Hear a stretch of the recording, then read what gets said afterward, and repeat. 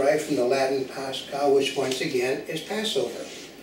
In Spanish, Easter... Or it's like fish, like it's pesca. Yeah, but it's all. In Easter, Spanish is the same word. In Portuguese, it's basically the same word. Because they're all Latin roots, aren't they? Yeah, in French, it's basically the same word, except spelled differently.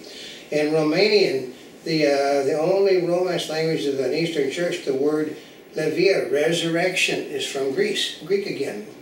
Basically, we got, in all modern Celtic languages, the term for Easter is derived from Latin. Right, because they're Latin-rooted languages. In Dutch, Easter is known as Pasen. In Scandinavia, it's Paski. Basically, it's all words meaning resurrection. We can basically jump beyond that and say everything that means resurrection is what everybody refers to Easter as. So Easter means great day in Slavic language, great day, great night, resurrection. In Croatian, basically resurrection. In Balkan, resurrection. Slavonic, resurrection.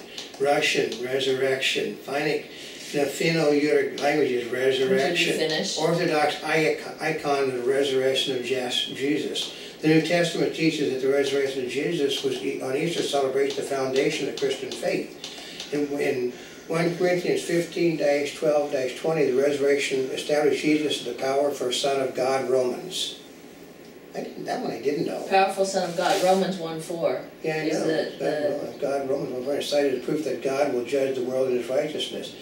Basically, God has given Christians a new birth into the living hope. Christians through faith in the working of God. Spiritually, resurrection. Easter is linked to the Passover and Exodus from Egypt according to the Old Testament. According to the New Testament, Jesus gave the Passover meal a new meaning. But the problem was, what people don't seem to understand is that most of this stuff took place long before Jesus was ever born. You know, the Passover is from from Moses. From Moses. So what happened was that, you know, we're skipping ahead massively. Jesus gave Passover meal a new meaning as He prepared Himself and His principal disciples for a death in the upper room. Identified the loaf of bread and cup of wine as symbolizing His body soon to be sacrificed, His blood soon to be shed. Getting rid of the old yeast that may be a new batch without yeast, as you really are. For Christ, our Passover lamb is sacrificed. The unleavened bread. Yeah, unleavened bread. So basically you get rid of the, okay, what happens is a lot of bread is made using old pieces of the bread. That's like that's sourdough. You take a piece of the bread that was made before, you save it to make the new bread. And what happens is in unleavened bread, you don't do that. You basically, it's just flat with no yeast. Oh. So, yeah, it doesn't really taste. So it doesn't rise. It doesn't rise. In Roman period, the sacrifice before the mid-afternoon, basically, the interpretation is inconsistent with the chronology. Basically, I mean, this is really a detailed, basically, we got Grand Rapids and the priests are virtually pure in order to eat the Passover. You must be pure to eat the Passover food, folks. Oop. Basically, that gets most of the Jews in my family in trouble. So, yeah. Because they both got they got Christian and Catholic, Christian and Jewish members of the family. So we. Yeah. So you see, part of it. How are they going to be pure to eat the Passover food? They're basically. And what are they referring to when they mean pure? Pure of heart? Pure. I mean, that means basically they're innocent. They're virgins? They're innocents. Well then... Let's put it this way, my family are German Jews, and English Jews, and Irish Jews. My grandmother was an Irish Jew, folks. And she is very proud of the fact that she was an Irish Jew. And there are lots of Irish Jews in Ireland. Oh, there are? Well, yeah, because they fled England. Yeah, the Romans sort of were killing them, so... That would do it. Yeah. Let's see, what have we got? Easter in the early church, the first Christian, Jewish, and Gentile were certainly aware of the Hebrew calendar, but there is no direct evidence they celebrated any specifically Christian festivals. The observance by Christians of non-Jewish annual festivals is alleged to be an innovation post-dating the apocalypse. Basically, it's a way good. Basically, they're all pagan holidays, folks. Yeah. They're all pagan holidays. It's just a good way to have a good time. Because in the pagan holiday, the Easter bunny and all that, it's to celebrate the springtime. The springtime, you know, the bunny has something to do with fertility. They're talking. And eggs. Astor is the goddess of fertility and eggs. What I find out is amazing that basically back a zillion years ago they knew about eggs in women. I find it hard to believe, isn't it? Maybe they're a lot smarter than what we think of. They had you know, women's doctors way back then. So we were talking about aliens now coming to the earth and doing physiological examinations of women. If you buy that, I got some land in Florida you'd really love. It's some of that land that wasn't destroyed by the BP that's resurrected itself like on Easter. You know, but I love this. Basically, I loved it. Perhaps the earliest primary source reference to Easter is a mid-2nd century Pasta homily attributed to Milos of Sardis, which characterized the celebration as a well-established one, which didn't happen. Since they already said there was no established anything, which means, can we say that a Muslim lied about it? No, would they do something like that? Yeah, and there was another kind of anti-Christian festival. The commemoration of martyrs began to appear about the same time as evidence celebration of Easter. Well, Martyrs' Day, usually the individual dates of martyrdom were celebrated on fixed dates in the solar calendar. The date of Easter was fixed by means of the local Jewish lunar solar calendar, basically meaning there is no real set date. There is a set date as of this thing, so that really screws the Jews up, doesn't it? They're using a calendar that basically has now been changed because the things are actually different, because we have better equipment to do solar readings now than we did then. That's true. Well, I know, let's see, by the later 2nd century, except that the celebration of Easter was a practice of the disciples, and undisputed tradition never happened. We just said it didn't happen. All they did was celebrate the Passover and the death of, and the coming death of Christ. So the celebration of Easter didn't happen. It happened. Basically, the first of several controversies then arose concerning the date of which it should be celebrated. Yeah, this is, you notice there's a common practice. Nobody knows when the hell it actually happened. Well, it happened between these 10 years. And, you know, and he was either like 26 or 36. And he was either like this or like that. So Easter, we're gonna, you know, we'll make it really simple right now for folks. It's a thing to make money off of people.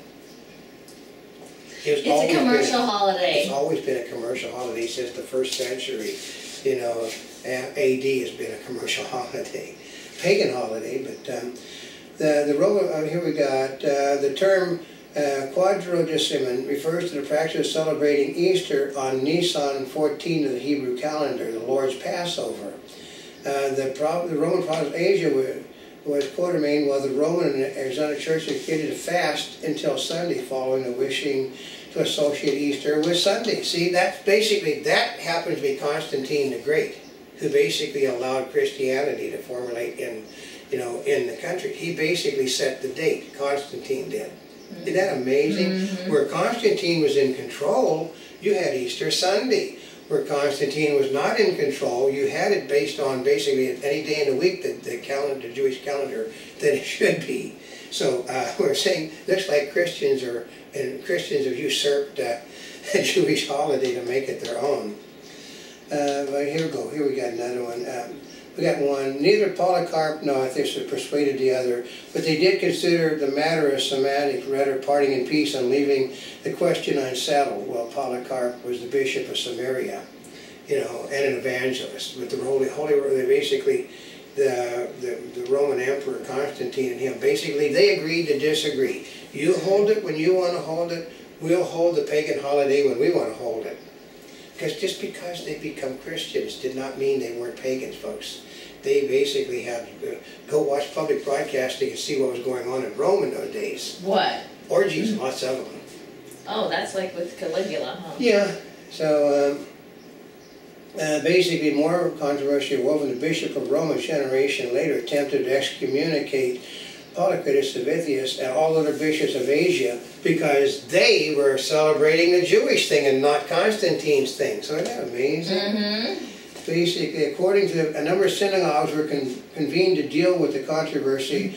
Howard wrote to the victor defending the equality of victor, basically to the spoils went to victors. So well, see, and all this is new. This is new. I mean, because they hadn't been talking about this before. God. Basically, we haven't talked about it. Basically, the victors in the battle tried to excommunicate the other people.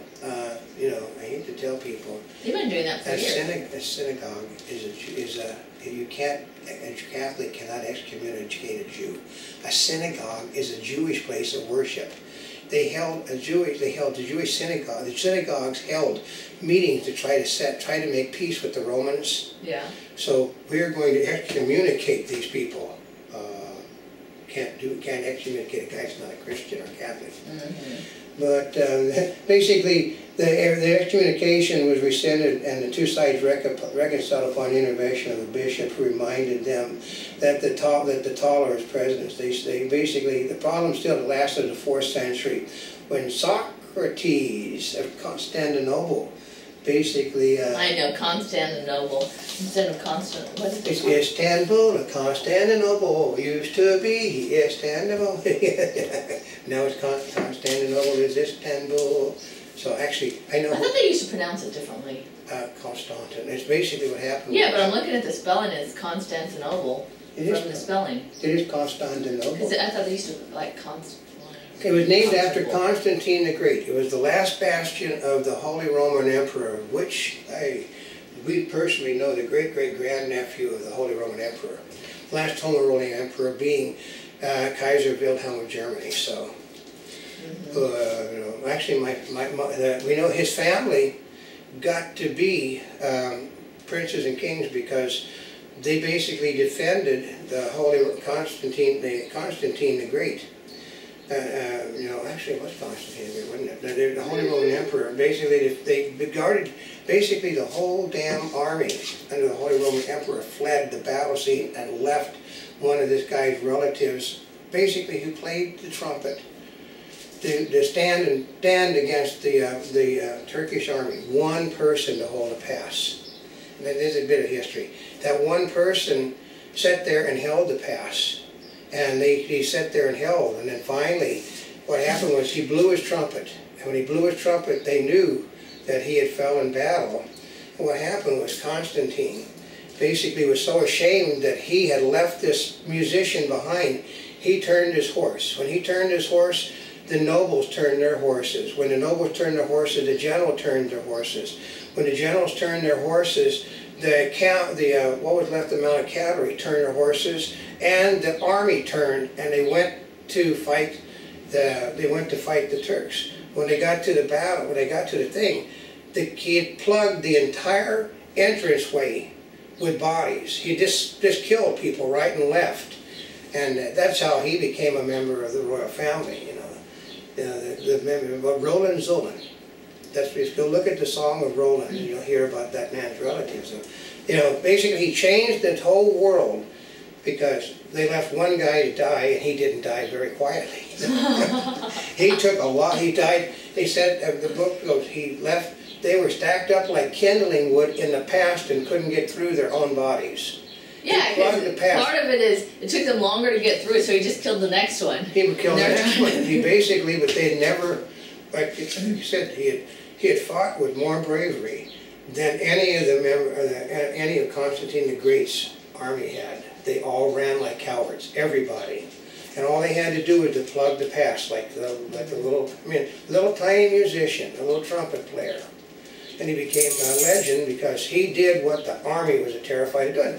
God, what would it take to sit there and plug a pass with soldiers? Nothing.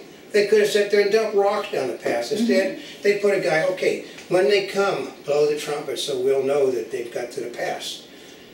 He didn't blow it. Like I said, he just sat there and fought, and he fought, and he fought, and then, but they knew something was happening because these guys weren't coming, and they were way there, and then finally, like a half hour to an hour later, all of a sudden they hear the horn. And they knew that was the horn of a person dying. That was not the horn of a person that's blowing, okay, they're coming, I'm yeah, so embarrassment is something. But Constantine basically, I love this follow, I love that Nissan. I love Nissan 14. And I know, it's spelled N-I-S-A-N. Basically, they said Easter the following Sunday of unleavened bread. Basically, it follows the next Sunday after Passover is what it means. But you're getting a history lesson, folks, and a very fast thing. I'm trying to translate in front of you, so if I screw up a bit, I can't really read Jewish or German. I'm an old man. I mean, I haven't, my family, I spoke German when I was a little kid. I couldn't speak English, but I spoke German. I could also speak Hebrew. And this is not a